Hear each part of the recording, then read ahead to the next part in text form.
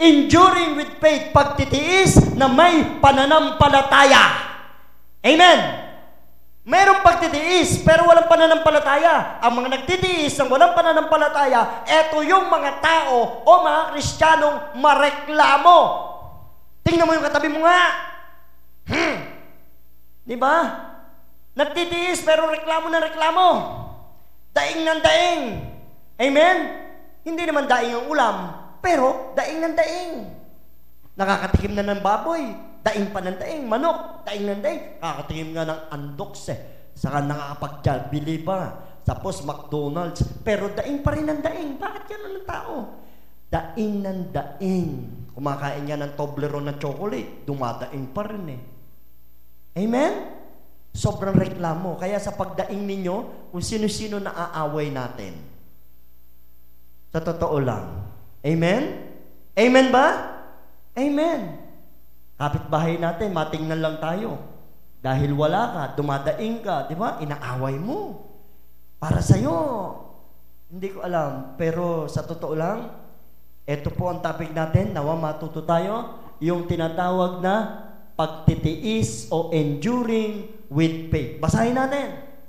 Hebrews 12:1-3. Therefore, since we are surrounded by such a great cloud of witnesses, let us throw off everything that hinders and the sin that so easily entangles.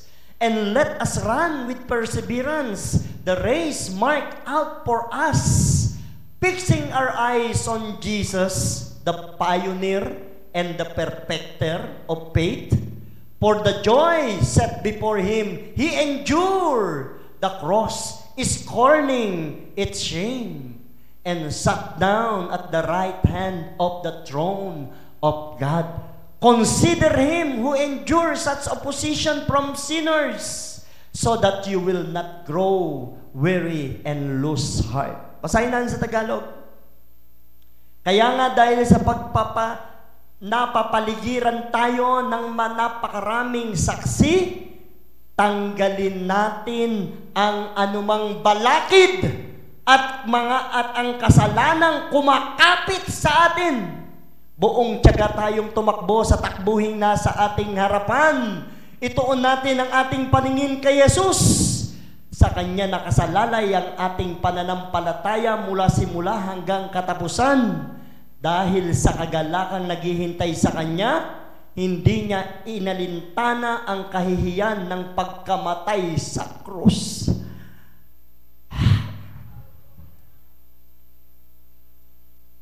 Isip-isipin ninyo kung gaano ang tinis niyang pag-uusig sa kamay ng mga makasalanan upang hindi kayo manlupaypay o panghinaan ng loob.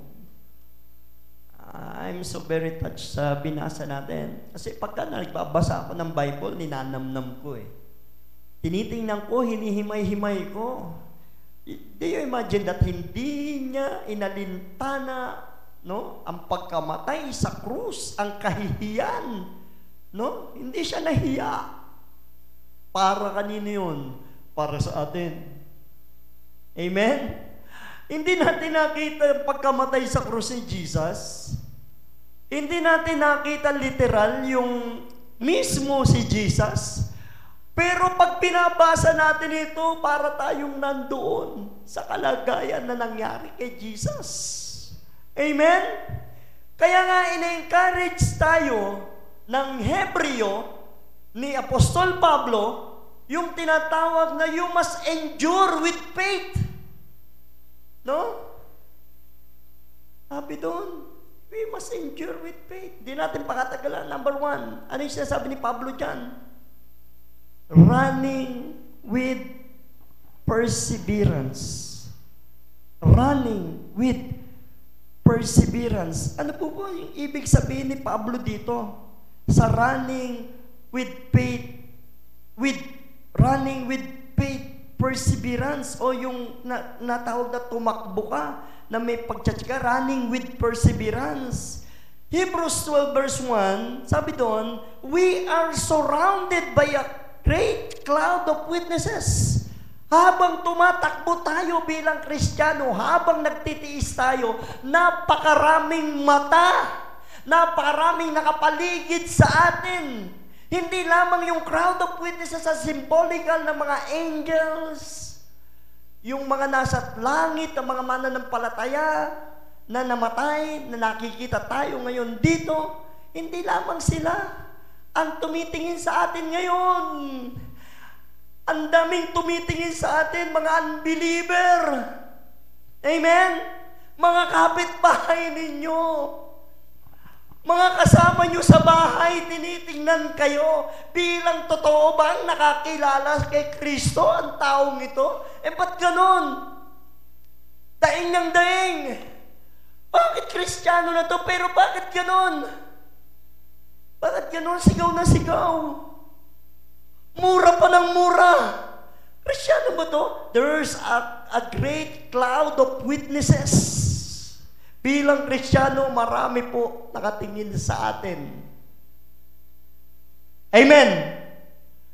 Tinitingnan tayo, inaabangan tayo ng mga nakakilala kay Kristo kung kailan tayo magkakamali at tuwan-tuwa sila ron.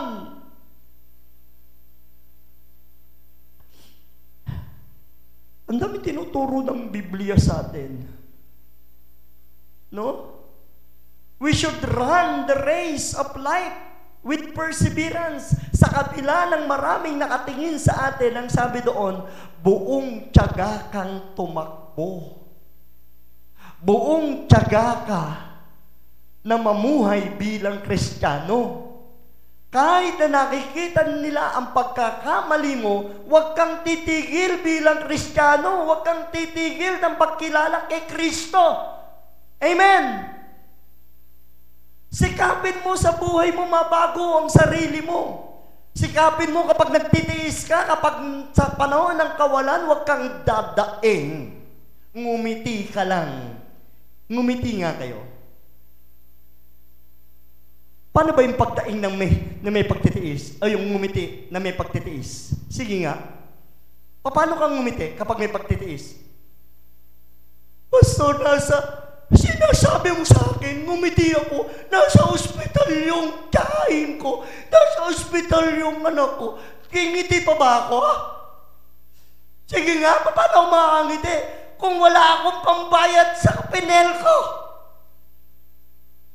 Makangiti pa ba ako, Pastor? Sige nga, sasabihin mo, ngingiti ako? Wala kang pan-tuition yung anak ko, gusto mong college. Sige nga. Pero ang Kristiyano, sa kabila ng pagtitiis ng may pananampalataya, nakakangiti pa rin yan. Amen. Dahil ang ngiti niyan ay hindi para sa kanya, kung hindi para kay Kristo. Palakpakan natin ang Panginoon. Perseverance is the key to enduring with faith, to face challenges and hardship. Alam nyo, yan ang nasusi Yung tumatakbo ka, nagtsatsaga ka, hindi ka nag-give up sa buhay. Nagpapatuloy ka. Dahil ang pag-asa mo ay walang iba kundi si Kristo. Amen? Ang daming nagtiis, mga magulang ko't kapatid. Ang dami dito sa Biblia na kung saan nagsipagtiis ng hirap. Ang dami nilang dinanas. Grabe yung mga dinanas itong mga mananampalatayang ito. Grabe yung etong mga karakter sa Biblia. Sinulat ko yun Tingnan nyo dahil sa pananampalataya nila, paglaban nila sa pananampalataya nila na may Diyos, si Job, ang daming nawala sa kanya. Pero, nagpatuloy pa rin siya sa pananampalataya niya. Amen? Nawala ang anak, nawala ang kabuhayan, nawala mga kaibigan. Pati asawa niya, sinisisi siya. Pero nagpatuloy, tumakbo, na may pagtsatsaga sa pananampalataya. Nagtiis. Amen? Ang dami mga kapatid sa Hebrews 11:35. Basahin po natin ito.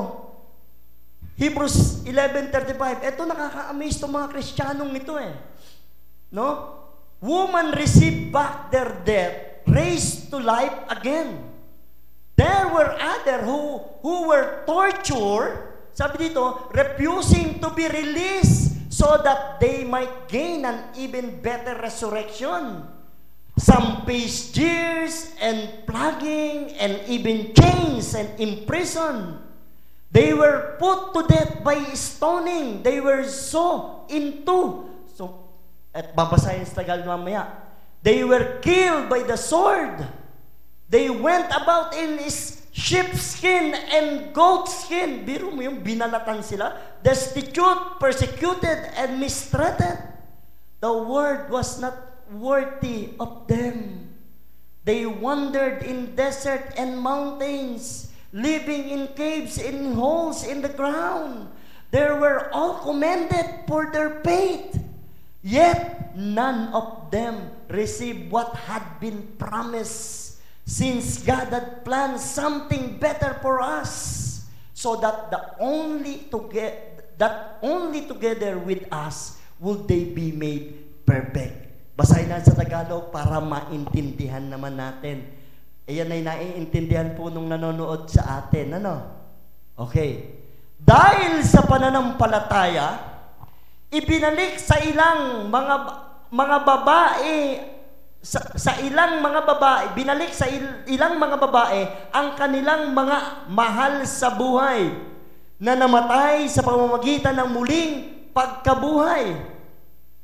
May mga tumangging sila'y palayain sapagkat pinili nila ang mamatay sa pahirap upang sila'y muling buhayin at magtamo ng mas mabuting buhay.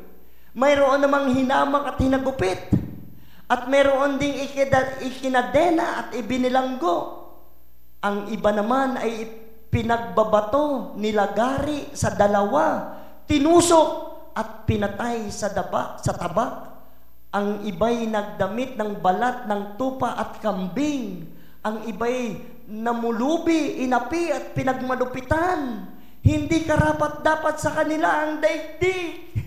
Nagpagala-gala sila sa mga ilang at kabuntukan. Nagtago sila sa mga yungib at lungga sa lupa. At dahil sa kanilang pananampalataya, nag-iwan sila ng isang kasaysayang hindi makakalimutan kailanman. Ang lahat ng mga ito, bagamat may mabuting patotoo dahil sa kanilang pananampalataya, ay hindi tumanggap ng ipinangako sapagkat may mas magandang plano ang Diyos para sa atin upang sila'y hindi maging ganap malibang kasama tayo. Do you imagine that?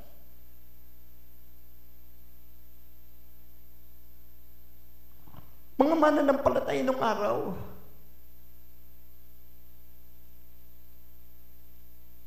kung nanamnamin po natin, dahil sa atin na nakatanggap ng pangako ng Diyos, sila hindi eh.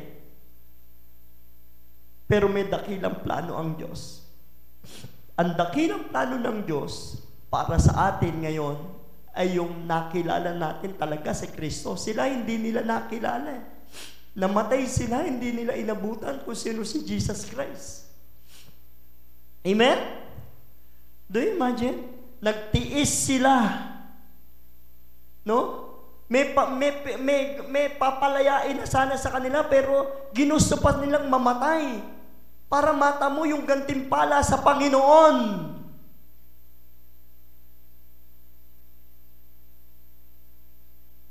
Tapos tayo,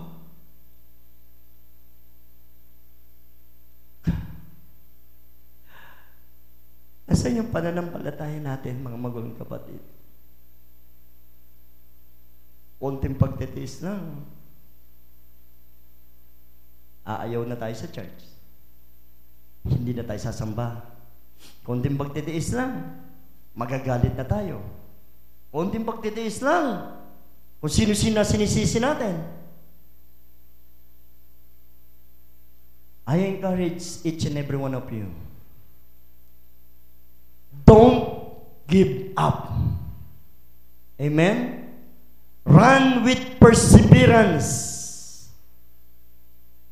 Tumakbo tayo na mayroong pagtsatsaga kahit na inaakala nating walang pag-asa. May pag-asa. Buhay na buhay ang ating pag-asa. At mananatili ang ating pag-asa kapag tumakbo ka ng may pagtsatsaga bilang Kristiyano. Amen! Praise God! Palakpakan natin si God. Number 2, encouragement ng Hebrews. Grabe, ang bigat ng ano ko doon sa binasa natin. Naaawa ako sa kanila. Kung ikukumpara mo sa ating kalagayan ngayon, kayo nga nakakakain 3 beses ang araw, sila hindi. Ikaw ba naman nalagariin sa dalawa? Di ba? Di ba? Lalagariin kita. Talikdan mo lang si Kristo. Hindi ko tatalikdan si Kristo. Nakita mo yung laki ng lagari. Yung chainsaw. Ayaw! Parang yung kwento, di ba? Bago yan. Parang yung kwento. Minsan nade-deny natin si Kristo eh.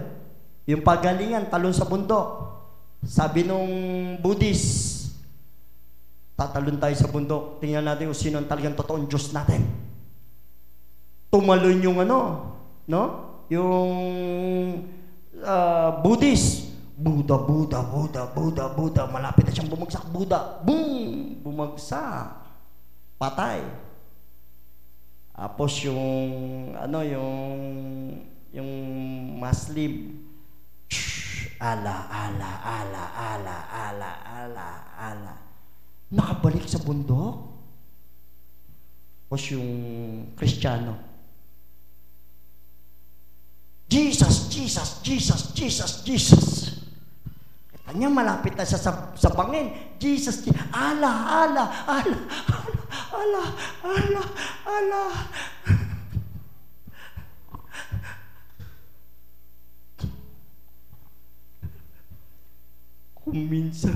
Kung minsan sumisigaw tayo, Jesus Christ, the Son of the Living God, purihin si Jesus. Pagka sobra-sobra na yung pagtitiis, Panginoon, bakit naman ganito? Sinisisi na si Lord. Nawala na. Sabi mo, pag na-born again ako, nakakilala ko sa'yo. Ang born again, hindi po pasarapan. Amen. Kapag naging born again ka, doon mo mararamdaman yung totoo ka sa Panginoon, yung totoong buhay na nakasalig sa Panginoon. Hindi po ito laging masarap. Amen? Masarap lang kapag yung pagtitiis mo may pananampalataya. Mararamdaman mo na kasama mo siya. Dinadamayan ka niya. Amen? Yun ang kasarapan sa isang Kristiyano. May dumadamay. Hindi mo nakikita, pero nararamdaman mo. Gumagamit siya ng mga tao para tulungan ka. Para maramdaman mo siya. Amen? Huwag mo sabihin hindi ka niya mahal. Dahil doon sa asawa mo, mararamdaman mo yung pagmamahal ng Diyos. Nagtitiis siyang magtrabaho kahit araw at gabi. Para ano? Para mabigyan ka lang ng ikasisiya mo. Amen? Huwag mo sabihin hindi ka mahal ng Diyos. Andiyan ang mga nanay at tatay mo. Laging nakasuporta sa'yo. Amen? Huwag mo sabihin hindi ka mahal ng Diyos kasi wala kang kapartner sa buhay. Andiyan yung mga anak mo, nagpapasaya sa iyo. Sa pamamagitan nila, nararamdaman mo na merong Diyos sa tabi mo. At hindi nagkukulang ang Diyos, kaya huwag niyo sasabihin nagkukulang ang Diyos. Ang Diyos ay higit sa sapat ng pangangailangan po nating lahat. Kaya, huwag nang mag-iinit ang ulo mo. Kapag nararamdaman mo, wala kang pera sa bulsa mo. Tingnan mo yung katabi mo. Amen? Pagka walang pera dito, walang mabunot.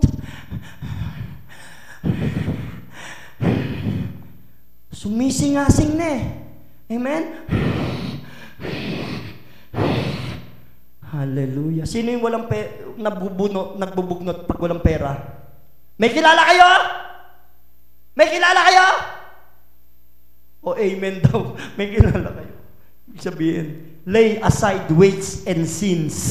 Lay aside weight and sins. Ang sabi ng Hebrews, no? Enduring with faith, you must lay aside weights and sins. Magbawas tayo daw ng timbang kung mabigat na. Amen! Alam nyo kaya kung bakit nauso mga sumba-sumba.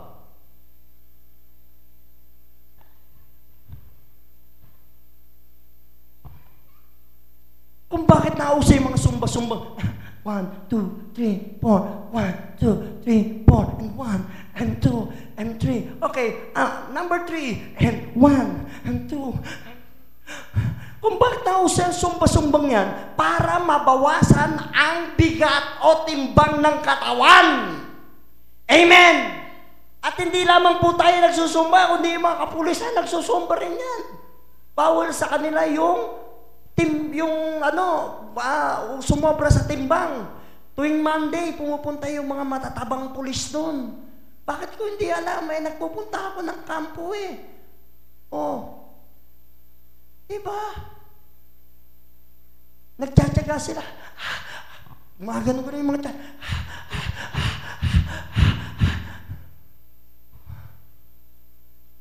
bawal sa mga pulis yung hindi matikas. Ngayon, puro matitikas ang pulis eh. Makita mo yung, yung taba nila ngayon, muscle na, susumban nila. Kaya ikaw, kung mabigat na yung timbang mo, magsumba ka. Tingnan mo ang katabi mo.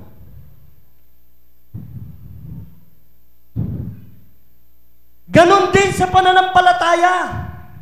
Ganon din sa buhay natin. Ine-encourage sa'yo, bilang mga Kristyano, bawasan natin yung bigat. Amen. Kung nabibigatan ka na sa mga problema, alam mo naman kung kanino lalapit eh. Amen. Kung walang-wala ka na, alam mo naman kung kanino lalapit eh. Amen. Mabibigatan nga kayo niya kung puro si Bombay ang nilalapitan nyo. Hallelujah.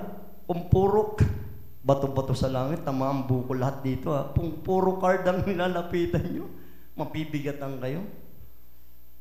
Pinag-pray ko sa Lord yan. Lumuhod ako sa Lord. Sa 5 kataong binabayaran ko araw-araw. Trabaho ka ng trabaho, bayad ka ng bayad. Yung sahod mo kulang sa pambayad, kulang sa panghulog, makikiusap ka doon sa inutangan mo, pasensya na po. Kasi ito lang ang trabaho. Ay! Lagi na lang pasensya.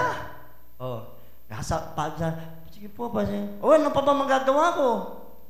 Oh, tapos hindi ka na makaka-renew. Sige na po, pa-renew niya po ako. Kasi kailangan po ng anak ko. Pa-renew po ako. Wala na po laman yung tindahan ko. Pa-renew po ako. Kasi po, pampapagawa ko po ng kusina ko. Sige na naman po. Nakikiusap tayo,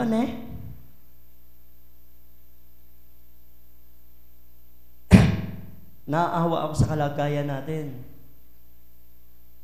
Ako po lumuhod dyan. Pinalaya ako ng Diyos dyan. Sabi niya, handa ka bang magtiis? Tinaas ko yung kamay ko. Umiiyak ako sa Lord. Ayoko na ng gantong buhay, Lord. Ayoko nung napapahiya ka sa mga tao dahil sa dami mo ng utang. Minsan nagtatago ka pa. Amen? Pinagkakasya mo sa bag yung sarili mo eh. Alam mo yung knapsack?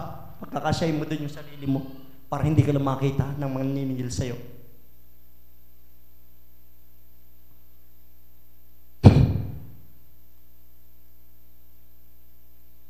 Pakitanong nga yung katabi mo, kapatid, may utang ka ba? Humble lang, humble. May utang ka ba? Sabi nung asawa, meron, bayaran mo. Kaya nga nagtatrabaho para magbayad ng utang ko. Dami-dami nating pinapakain.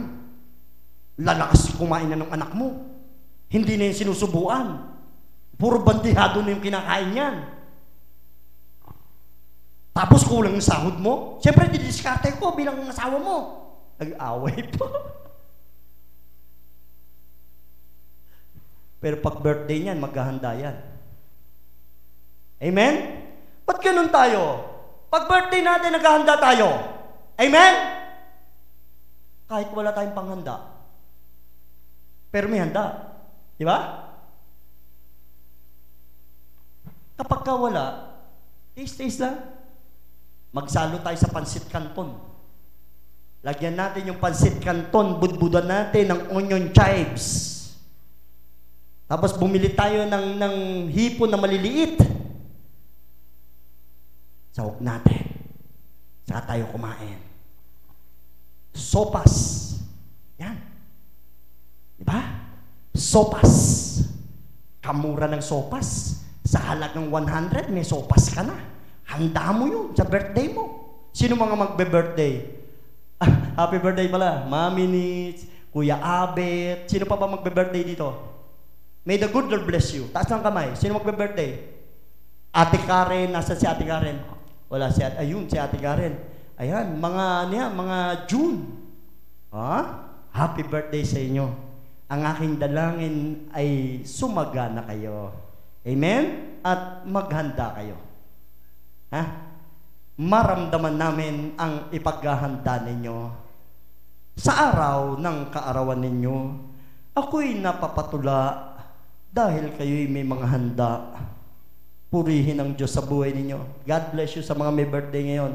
Weights! It is sagabal. Kapag may bigat ka na, sagabal yan. Manalangin ka na. Amen? Iwaksin mo na yan. Talikdan mo na yung sagabal, nagpapabigat sa buhay mo. At higit sa lahat yung kasalanan. No? Ano ba yung nagpapabigat sa buhay natin? Yung mga ugali natin. Sagabal yan. Lagi ka nang aaway. Amen?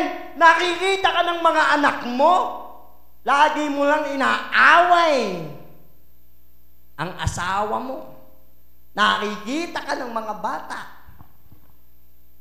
gagayahin ka niyan. Balang araw, palaaway na rin. Bakit si mama? Inaaway lagi si papa. O di awayin ni kita. Mana-mana lang yan. Kawawa yung mga bata. May mga isip na minsan ng mga bata. Huwag kayong magpapakita, Kristiyano kayo. Pag nag-aaway kayo mag-asawa, huwag kayong magpapakita sa mga anak nyo, nag-aaway kayo. Amen? Ling, nag-girl talk siyo. Aray, nakikita tayo ng mga bata. Bakit? Wala, anak. Mama mo, ang ganda-ganda ng mama mo. Talaga maganda si mama pa. Sinasaksak ka na pala dito ng kutsilyo. Bakit pa? Wala, anak. Naglalambingan ko eh. Hallelujah. Dami na palang pasanong asawa mo rito. Mga bukol, mga... Pag-alis sa mga anak nyo, doon kayo magbagbagan. Pwede naman pag-usapan eh. Amen? Bigat yan. Yung lagi nag-aaway ng mag-asawa. Bigat yan sa buhay. Yung pagpasok ng blessing, hindi ano yan.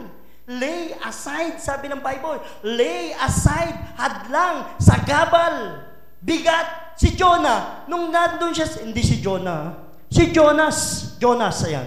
Si Jonas, nung nandun siya sa barko, alam nung kapitan na may sagabal dito, may bigat dito. Ang pinagtatapon nila yung mga kargamento. Hindi pala yun ang bigat. Si Jonas pala yung bigat. Sagabal yan. Yung mga ugali natin na hindi pala sunod sa Diyos, si Jonas, hindi sumunod sa Panginoon, sagabal. Doon sa barko, muntik na mamatay yung mga nandoon sa barko. Itinapon siya. Nung tinapon siya, ano nangyari? Humupa ang bagyo. May naiisip kayo sa bahay ninyo na pwedeng itapon? Sino? Na lagi nagpapabigat sa'yo. Pumili ka na sa anak mo. O baka yung asawa mo pwede na itapon. O baka nanay mo pwede na itapon yan. Nakakabigat eh. Ang bigat-bigat na, Nay, ha? Lagi na lang ganyan, Nay. Hindi na natuto, Kristiyano. Diba? Throw sins. Sin is hinders. Kung bakit yung mga dalangin natin hindi tinutugon ng Diyos dahil pa rin sa pananatili na nakakapit sa atin ang kasalanan. Ano ba sinabi ng Hebrews? Ang sabi ng Hebrews noon, yung kasalanan na nakakapit sa atin, tanggalin natin ang kasalanang kumakapit sa atin. Yan ang dahilan kung ba't hindi tayo pinakikinggan ng Diyos. Tapos magtatanong kayo, bakit hanggang ngayon hindi ka umuunlad ang buhay mo? Bakit ganun? Bakit ganito?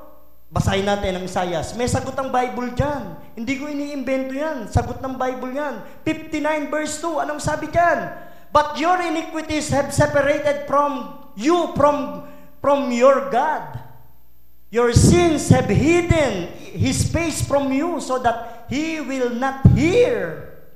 Ang masasama ninyong gawa ang dahilan ng pagkawalay ninyo sa Diyos.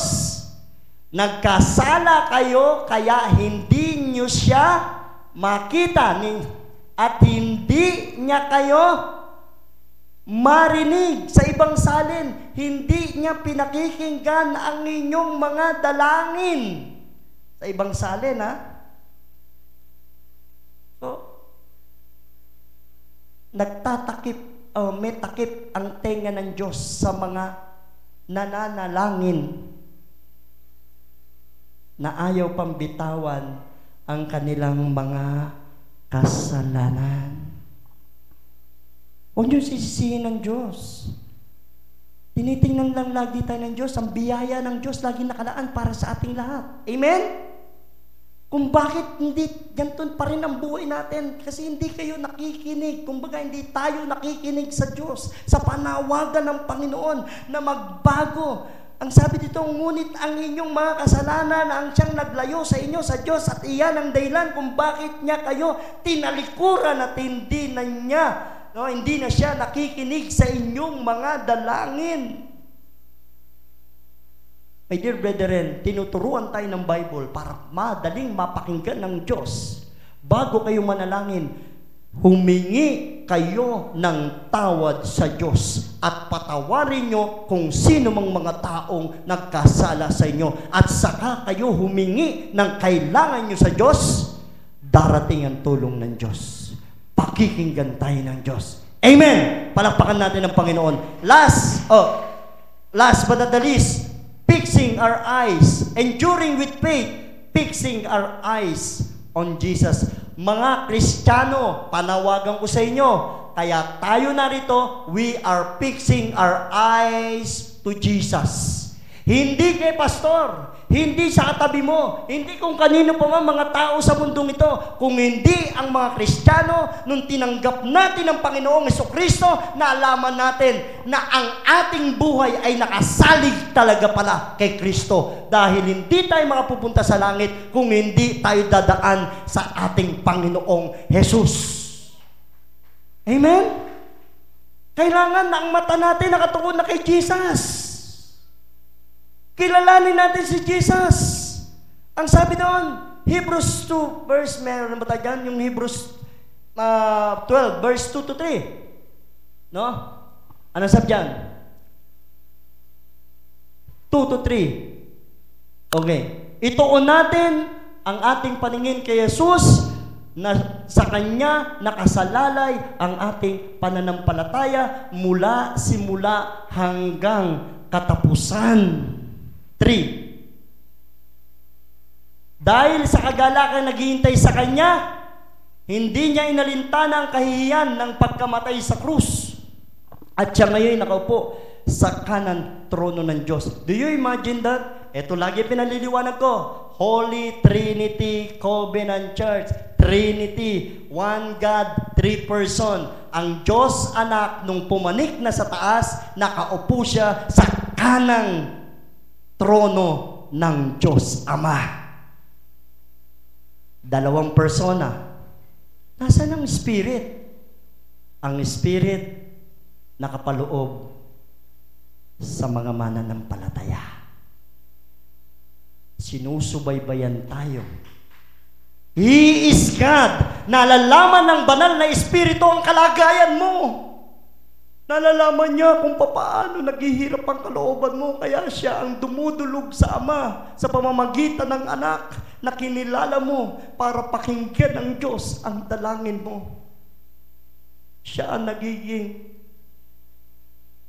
tulay natin. At ang pinaka-mediator natin si Jesus. At ang nagbibigay ng biyaya ay ang Diyos Ama. There's a three person. Mula pa pasimula, Jesus is the delight of God the Father. Mula pasimula, nilikha ng Diyos ang sanlibutan dahil kay Jesus Christ, dahil sa Kanyang anak. Hindi dahil sa atin, kung hindi dahil sa Kanyang anak. Kaya lang tayo napasama because nakilala natin ang anak ng Diyos. Walang iba kundi si Jesus Christ. Kaya napasama tayo sa isang litrato, sa isang frame, sa paglikha ng Diyos. Napasama tayo because of Jesus Christ. You imagine that, my dear brethren? Kaya kilalanin natin, we must fix our eyes to Jesus. Faith in God's plan, trusting in plans and timing of God. No? Consider Jesus' sacrifice. Alam nyo, fixing our eyes to Jesus, we must consider His sacrifice on the cross. Huwag niyong baliwalain ito. Kilalanin po natin ang uso si Kristo. Palalimin natin si Jesus sa puso natin. Hindi ito basta tinanggap lang natin at tinapay, pag naubos, wala na. O milk tea, pag nasarapan ka, wala na rin. Pag naubos mo, bibili ka pa. Hindi. Kapag yung tinanggap natin Kristo, hindi ito nauubos. Ito ang pinakamasarap na bahagi na natikman natin sa buhay natin. Si Jesus Christ. Wala nang iba. Dahil sa pananampalataya mo, tingnan mo yung kalagayan mo ngayon. Dahil sa pananampalataya mo. Di ba? Ano ang ginawa ng Diyos sa mga anak mo? Di ba? Dahil sa pananampalataya mo, anong ginagawa ng Diyos sa pag-aayos niya sa buhay mo? Hindi natin alam, hindi pa tapos. Lagi ko sinasabi sa inyo, noon-noon pa, baka yung mga anak nyo ang magpayaman sa inyo at gamitin ng Diyos yung mga bagay na hindi nyo nakamtan na mag-asawa. Ang anak ay biyaya ng Diyos sa inyo. Kahit matigas ngayon ang ulo niyan, balang araw,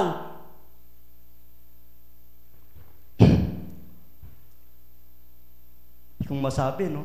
Sabi ng iba, matigas pa rin ulo niyan. Babait din yan. Dahil hawak ka ni Diyos, ng Panginoon eh. May pananampalataya ka kay Kristo eh. Makikita mo yung senaryo sa kabila ng pagtitiis. Dahil ikaw ay may pananampalataya, nakita mo yung anak mo, asenso ng buhay niya. At sasakupin kayo ng pag-asenso ng buhay ng mga anak mo. Mag-antay ka lang, kapatid. Mag-antay ka lang. Consider Jesus' sacrifice.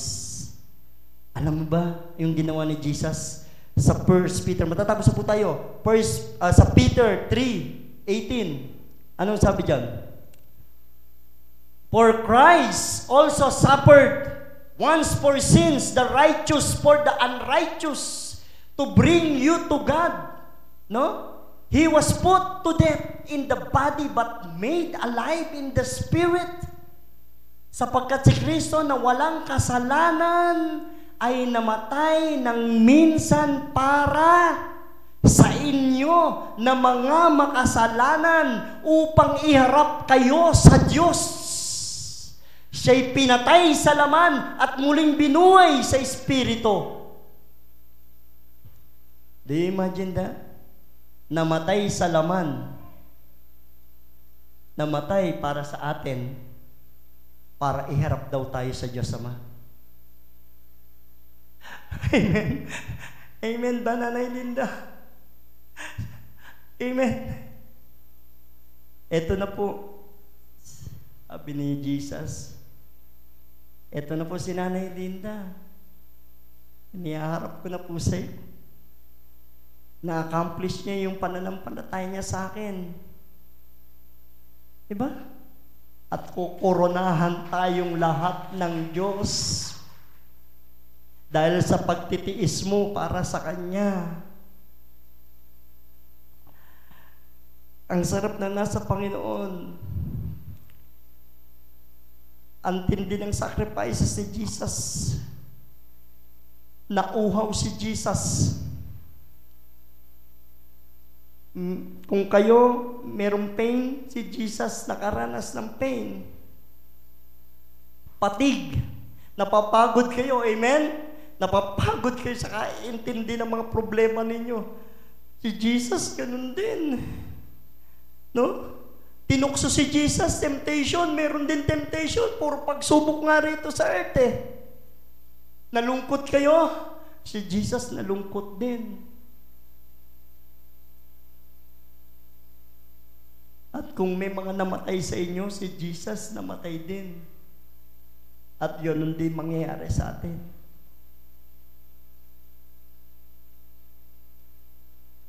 For our conclusion, Isaiah 53 verse 5 to 6. But He was pierced for our transgression. He was crushed for our iniquities. The punishment that brought us peace was on Him. And by His wounds, we are healed. We are all, like sheep, have gone astray. Each of us has turned to our own way. And the Lord has laid on Him the iniquity of us all. Basahin natin sa Tagalog, maganda to. Ngunit dahil sa ating mga kasalanan, kaya siya nasugatan. Siya ay binugbog. Dahil sa ating kasamaan, tayo ay gumaling dahil sa pahirap na dinanas niya. At sa mga hampas na kanyang tinanggap, tayong lahat ay tulad ng mga tupang naliligaw. Nagkakanya-kanya tayo ng lakad. Ngunit ipinataw ni Yahweh sa kanya ang kaparusahan, tayo ang dapat tumanggap. Dapat tayo yung pagpapaluin dyan eh. Amen?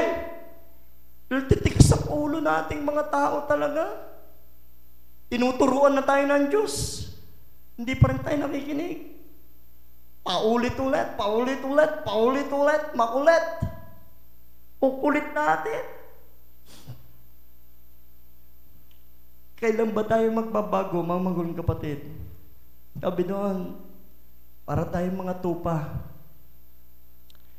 Pero isa lang ang ating pag-asa. Magtiis kayo na may pananampalataya sa mundong ito. Marami pa tayong haharaping pagtitiis sa mundong ito. Pero ang encouragement ko sa inyo, itiwala niyong lahat yan sa ating Panginoong Jesucristo.